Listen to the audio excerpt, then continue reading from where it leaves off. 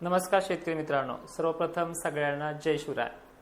खरं तर मागच्या व्हिडिओमध्ये सांगितलंय आपण की 22 आणि 23 दरम्यान वातावरण हे हळूहळू सक्रिय होत आहे आणि अनेकांना षटकारे विटकारे चालू होतील। आज 23 ऑगस्टला विदर्भातल्या जवळपास 5-6 जिल्ह्यांना चांगल्या प्रमाणे घेण्यासाठी वातावरण हे सज्ज झालेलं आहे।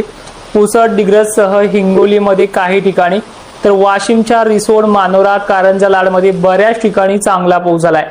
त्याचबरोबर अमरावतीच्या काही भाग, दक्षिणेकडील असलेला नागपूर जिल्ह्यातला काही भाग, तर हिंगणघाट, वर्धा, चंद्रपूर या भागांना देखील चांगल्या पद्धतीची हजेरी लागली आहे। गोंदियाला पहिल्यापासून बरा होता, भंडाऱ्याला बरा झालेला आहे। त्याच पावसानं नांदेड जिल्हा देखील बऱ्यापैकी घेतलाय, तर लातूरचा उदगीर भाग, धर्माबाद, देलगूर परिसरातही एंट्री झालेली आहे। आज अक्कलकोटमध्ये सुद्धा बऱ्यापैकी भागव्याप्ती पावसाने सुरुवात केलेली आहे। तर अशा प्रकारे 2 दिवसाच्या अंतराने 23 तारखेला सुद्धा सुरुवात झालेली आहे। आता इथून पुढे कसं जाईल हे तुम्हाला सांगण्याचा प्रयत्न करतोय। महाराष्ट्रामध्ये वातावरण पुन्हा गरमीची लेवल आणि आता बदल असा झालाय की वातावरणामध्ये काळ्याकुट्ट पाण्याच्या ढगांची गर्दी आता वाढायला सुरुवात झाली आहे। त्यामुळे स्थानिक लेवलला फटकारे, स्थानिक लेवलला पाऊस हा ठिकठिकाणी होतो आहे। विदर्भासाठी खास गुड न्यूज आहे। विदर्भामध्ये 25 किंवा 26 तारखेला आणखीन जोर वाढणार आहे।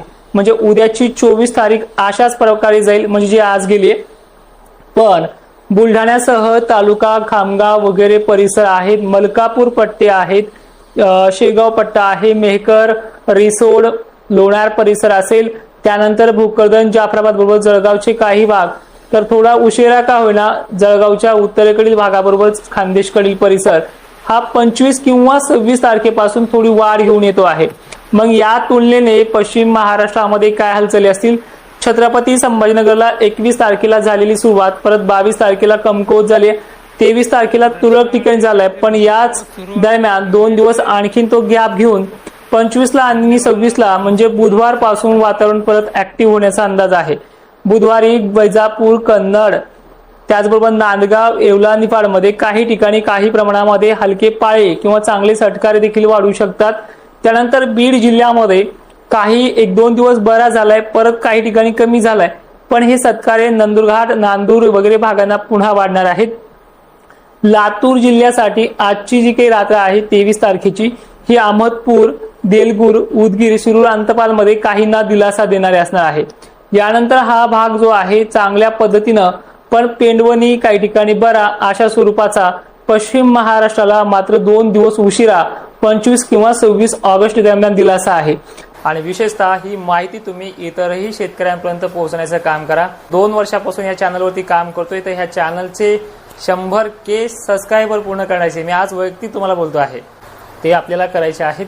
त्यानंतर विदर्भामध्ये एकंदरीत सर्व जिल्ह्यांमध्ये बऱ्याच ठिकाणी ह्या 3 दिवसामध्ये म्हणजे 25-26 दरम्यान वातावरण वाढणार आहे। उद्या 24 ऑगस्टला सुद्धा वातावरण ढगाळ असेल, पण वातावरणामध्ये पाण्याच्या थेंबाच्या जाडीसाठी त्या ढगांना तेवढी गरमी नाही आणि ज्या ठिकाणी गरमी मिळाली तो म्हणजे विदर्भाचा भाग 80 मायक्रॉन पर्यंत गेला, त्यामुळे त्यांना तो पाऊस झालेला आहे। आता खरं तर अनेकांना अपेक्षा आहे की हे वारे कधी बंद होतील। ते वारे काही प्रमाणामध्ये काही भागांना नॉर्मली वर्कआउट करतात। नॉर्मली कमी झालेला आहे तो भाग म्हणजे विदर्भाचा आणि पूर्व विदर्भाचा। पश्चिम महाराष्ट्रातले वारे मात्र कायम आहेत। मराठवाड्यात सुद्धा अनेक भागांना वारे कायम आहेत, पण ह्या वाऱ्यासोबतच बाष्पयुक्त कंडिशन वाढणार आहे। त्यामुळे अजूनही या भागामध्ये स्थानिक लेवलचेच पाऊस सुरू राहतील, जसे की इकडे पडला, तिकडे पडला, आपल्या गावाच्या उजव्या साईडने गेला किंवा डाव्या साईडने गेला, या पद्धतीचं शेड्यूल या भागांमध्ये चालू राहणार आहे। आता हे शेड्यूल नॉर्मल म्हणजे काल जसं झालंय, आज जसं झालंय, उद्या जे होणार आहे हे सेम आहे। मात्र याच्यामध्ये 25 किंवा 26 तारखेला 1 दिवस मागे पुढे होईल, यामध्ये थोडी वाढ होते आणि विखुरल्या स्वरूपाच्या पावसाच्या रूपात थोडा पेंडवणी पावसामध्ये अनेकांना मिळू शकतं। यामध्ये पश्चिम महाराष्ट्र, खानदेश, विदर्भ आणि मराठवाड्याचा बराचसा भाग पाहायला मिळतोय। सगळ्यात महत्त्वाचे अजून एक सांगतो की बऱ्याच शेतकऱ्यांना माझे अंदाज आवडतात, पण ते लाईकच्या माध्यमातून कळतं की 2000 शेतकऱ्यांना ते आवडतात। तर तुम्हाला माझे अंदाज आवडत असतील तर लाईक करा, कारण की बऱ्याच शेतकऱ्यांपर्यंत मेसेज पोहोचतो। आता अनेकांचा हा देखील प्रश्न होता की हे असंच चालू राहील का, असाच खंड राहील का? तर सप्टेंबरच्या पहिल्या आठवड्यामध्ये मोठ्या हालचाली आहेत। जे वारे परेशान करतात या पावसाला किंवा ह्या वाऱ्यामुळे तो पाऊस लांबल्या चाललाय, त्या वाऱ्यामध्ये बदल येणाऱ्या 2 सप्टेंबरला किंवा 3 सप्टेंबरला होणार आहे आणि यामुळे हा बदल कदाचित काही ठिकाणी 29 किंवा 28 म्हणजे अजून 4 दिवसांनी देखील पाहायला मिळेल, विशेष करून मराठवाडा आणि विदर्भामध्ये. त्या बदलामुळे या भागामध्ये पाऊस थांबण्याची प्रक्रिया याच 25, 26, 27 आणि 28 तारखेला वाढू देखील शकते. त्यानंतर 2 सप्टेंबर किंवा 3 सप्टेंबर दरम्यान बंगालच्या उपसागरातील जेवढे काही लो प्रेशर्स बनतील ते लो प्रेशर हळूहळू करून का होईना मराठवाडा कव्हर करण्याची शक्यता आहे आणि ती बऱ्यापैकी कव्हर करेल. आज सुद्धा विदर्भातल्या काही भागांमध्ये म्हणजे जो काही पूर्व विदर्भ आहे, वाशिम, कारंजा, लाड, इकडे खाली पुसद, डिग्रज, यामध्ये आणखीन काही भाग आहेत त्यांना थोडं चांदणेतून पावसाची नोंद झाली, तर काहींना सोडलं देखील आहे. पण सोडणाऱ्यांची संख्या आणि घेणाऱ्यांच्या संख्यामध्ये थोडा फरक पाहायला मिळाला आहे. जे पहिल्या काही काळामध्ये जे सोडत होता त्यामध्ये ती वाढ झालेली आहे. त्यामुळे ही वाढ विदर्भामध्ये आणखीन 25 ऑगस्ट आणि 26 ऑगस्टला कायम राहू शकते. फक्त 24 ऑगस्ट नॉर्मली वर्कआउट करेल आणि 25-26ला त्यामध्ये वाढ बुलढाण्यापर्यंत देखील वरती येण्याचे चान्सेस आहेत. त्यामुळे थोडा छत्रपती संभाजीनगरला, जालन्याला देखील याचा परिणाम होऊ शकतो. बाकी हिंगोली, परभणी सुद्धा अनेक ठिकाणी हे पाऊस चालू राहतील. आता मेन मुद्दा असा आहे की बातम्यामध्ये सुपर एल्निनोची जी तीव्रता सांगितली जाते किंवा कोरडा दुष्काळाची लक्षणं सांगितलं जातं आणि तसं चित्र सुद्धा स्पष्ट दिसतंय. पण यामध्ये आणखीन सप्टेंबरमध्ये दिलासादायक बदल आहे. फक्त तेवढी हिंमत तुटली आपली सांगण्याची, कारण की अनेकांच्या निगेटिव्ह कमेंट मागच्या काळामध्ये आल्यात. पण ती हिंमत आपण पुढील सप्टेंबर महिन्याच्या 2 तारखेला परत मिळून पुन्हा तो प्रभाव पाहायला मिळणार आहे. सप्टेंबरमध्ये गरमीची लेवल वाढणार आहे आणि ही जे काही पश्चिमी वारे आहेत हे कमी होणार आहेत आणि बंगालचा उपसागर हा जेवढे काही लो प्रेशर्स बनवतो तो गेल्या वर्षीच्या तुलनेमध्ये यंदा वाढ झालेली आहे. पण ते सगळे लो प्रेशर एमपी कडे वरती सरकतात, राजस्थानमध्ये सरकतात, झारखंडमध्ये सरकतात, तेलंगणामध्ये पण देखील याचा प्रभाव आहे.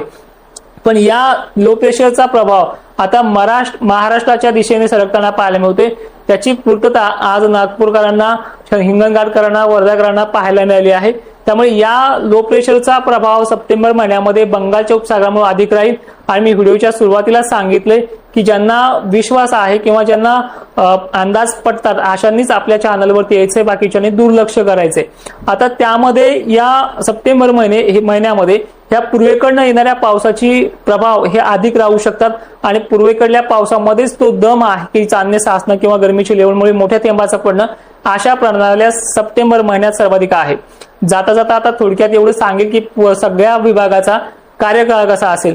महाराष्ट्रामध्ये पुढचे 2 दिवस जे आता चालू आहे काही ठिकाणी पडणं, पुन्हा तो भाग बदलत ही पद्धत 24 तारखेला आहे आणि 25 तारखेला आहे.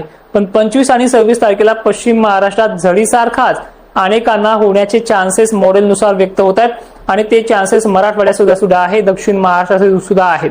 पण याच्या तुलनेमध्ये विदर्भाला जरा जोर हा बऱ्यापैकी पाहायला मिळू शकतो अशी शक्यता मॉडेलकडनं आहे. आता याचबरोबर पुढच्या बाबतीत देखील आता एक गुड न्यूज सुद्धा अशी आहे ते आपण नेक्स्ट व्हिडिओमध्ये पाहूयात. माहिती शेवटपर्यंत पाहणाऱ्या शेतकऱ्यांचे धन्यवाद आणि ही माहिती सर्व शेतकऱ्यांना पाठवण्याचा प्रयत्न करा. जय शिवराय.